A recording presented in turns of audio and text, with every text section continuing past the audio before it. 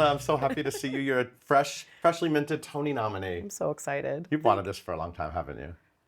I haven't even been able to articulate the desire to want it. In fact, I was in therapy the day before talking to my therapist, all these people are saying this might happen. And I don't know how to feel about it. And she was like, you're allowed to want that. And it never occurred to me that that would be a thing.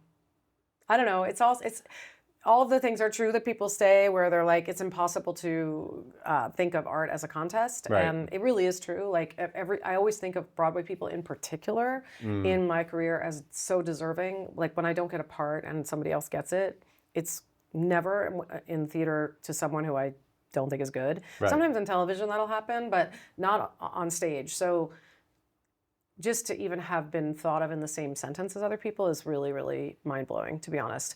And frankly, to take stock from the nomination and suddenly say, oh my God, I've been doing this for 25 years is so... You've done the work. Yeah, it's so validating. I mean, this is my 6th show on Broadway. I've done lots of other theatrical things, but to suddenly realize, I feel like I was always trying to because my career started sort of so separately, comedy and theater, especially because Elphaba was the big breakout. It was such a weird role to do off of sketch comedy. I feel like I've been trying to prove to the camp that I was worth it for so long, and it's so cool because this role and this nomination it feels very cohesed all of a sudden. The role is a big comedy role that sings. I don't know, it's sort of the best of both worlds, and all of a sudden looking back and realizing the whole thing kind of makes sense. Something about the Tony nomination did that for me in my brain. It feels like you've been introducing yourself to the Broadway community over and over, right? It's taken a lot of introductions. Yeah, I mean, so much of my career is pre-social media. I mean, I think that's what starts to happen is because now it's a different game. People can see it. People all the time are still like, wait, you were Elphaba? You know, which is crazy. Oh, they could watch it right now. Yeah. I just watched it. I just watched it again. Okay, I mean, it lives on. Slime tutorials for life. Yeah, yeah. But you have done the work. I mean, honestly, when you look at the breadth of your career, let's talk about your stage career alone. I don't know any other actress who's played Elphaba in Wicked, Fosca in Passion, and Miss Hannigan in Annie. I know. I know. I mean, who else? what a great. I know, and it's a weird, cool career. And Aunt Deborah in the original stage version of Kimberly Akimbo. I've gotten to do some cool things. And part of that's nice because of the attribute of being a television actress. So I've gotten to do those TV musicals, Grease and Grease Christmas Live, and Christmas Story, and all those. So I feel lucky that I've been able to I guess pinch hit or swing or however you want to put it. But yeah, the voice work specifically to do Elphaba 8 a week.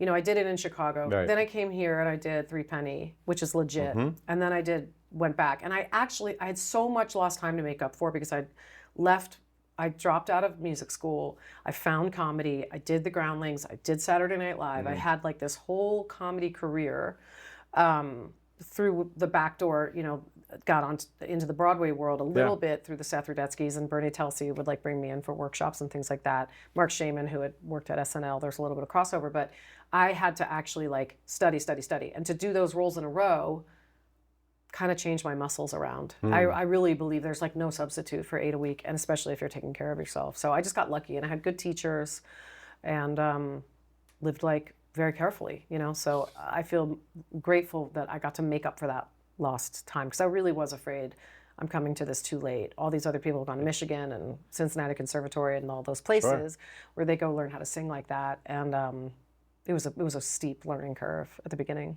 So let's talk about Mildred. Okay. You're playing Mildred Layton Sure. every night at the Nederlander. Yes. I know this is a role many actresses wanted. I believe a lot of actresses really wanted this part, but you got it. I'm sorry. And you're fantastic. Sorry to the other actresses. You're fantastic. Thank you. Obviously, I first saw Kristen Chenoweth play the part on screen.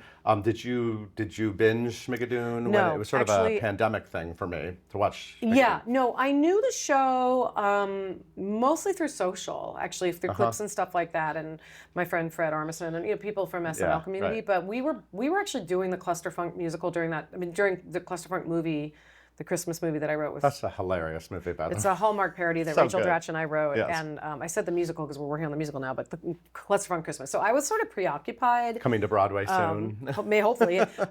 Yeah, so I was a little preoccupied, so I sort of missed that. And then when I got cast, I didn't want to go back and Right. get too influenced by the way Kristen played it. Yeah.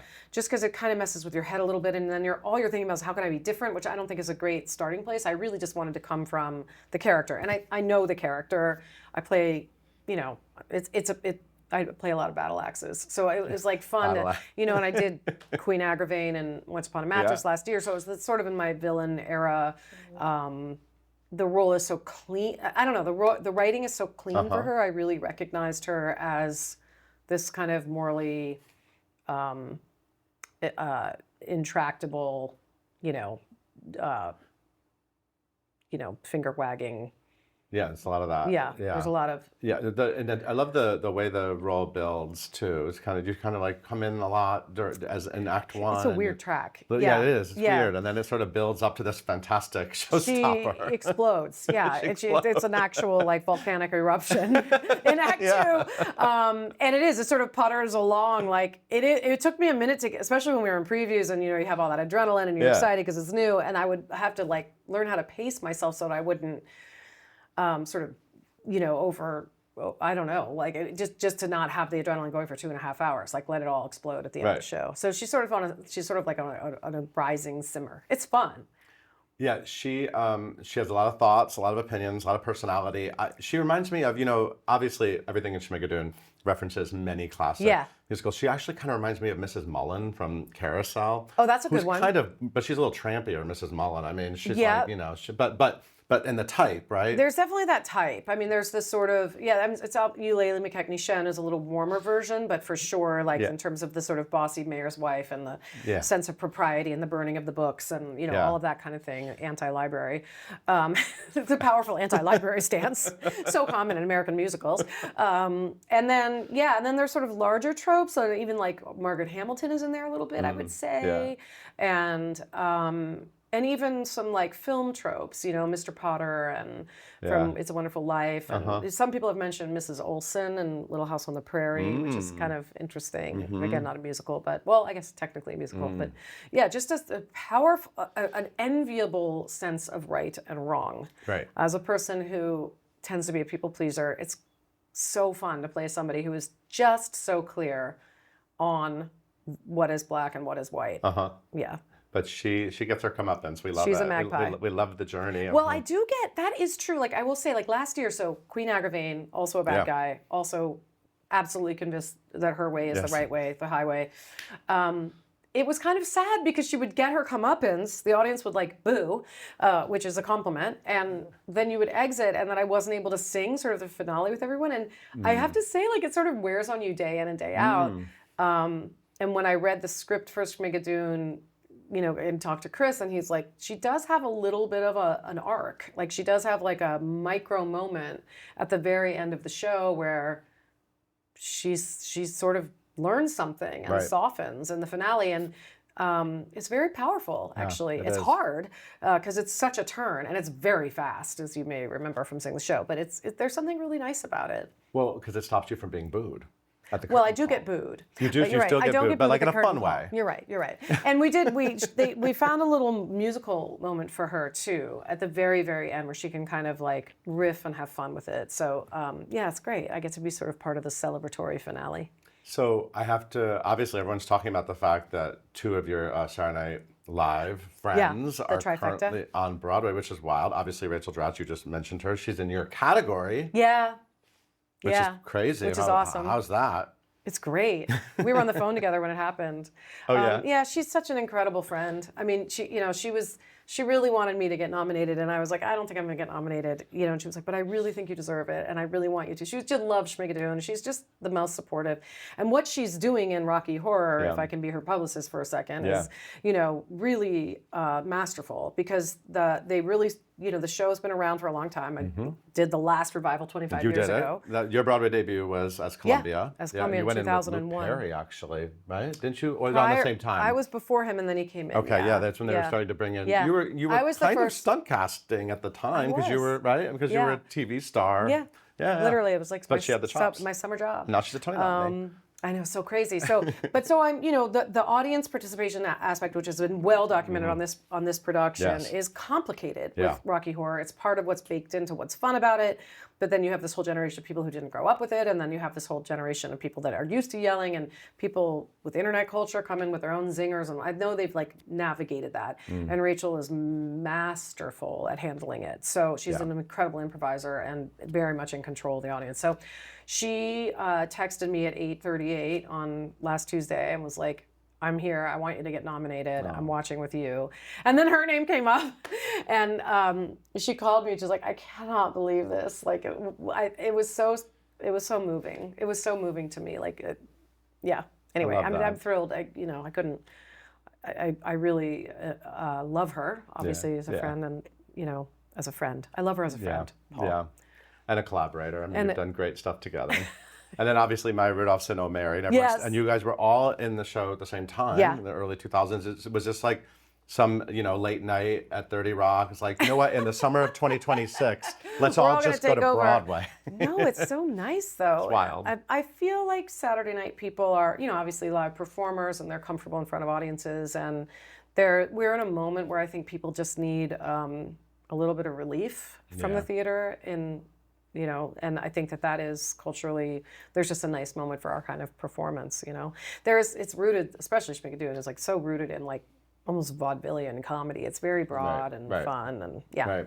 Also, I also want to bring up, you did a legendary Celine Dion impersonation on Saturday Night Live. And actually, my boyfriend is convinced that you should be getting royalties for every impersonation of Celine Dion ever, so because sweet. you really were early and you kind of made we the were groundwork. right at My Heart Will Go On. Yeah. And you even got to appear at Madison Square Garden with Celine. her. And I saw a quote of her commenting on people impersonating. I don't know if she was talking about you specifically, but she said something really positive thing about you've done something right if they're doing this. Yeah, she was really cool about it. I mean, it was the beginning of her explosion onto the North American front. She was really a Canadian singer at the time. Yeah. And that Titanic moment was massive. Yeah.